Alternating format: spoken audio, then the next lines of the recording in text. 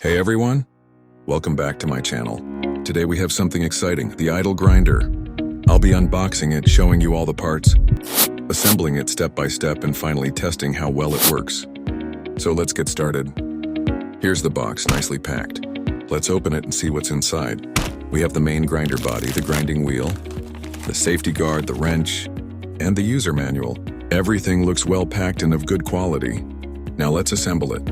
First, I'll attach the grinding wheel securely using the provided wrench.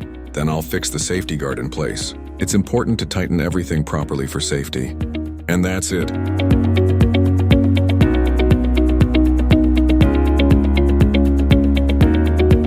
The assembly is done. Now let's plug it in and see how well it runs. Plug in and turn on the grinder. As you can see, the grinder is running smoothly. The rotation is stable and the speed is really impressive. Look at the speed at which the debris is flying out. This grinder is powerful and works just as expected. Overall, the idle grinder looks great, runs smoothly, and delivers a high-speed performance. If you found this video helpful, don't forget to like, share, and subscribe for more such content. See you in the next one.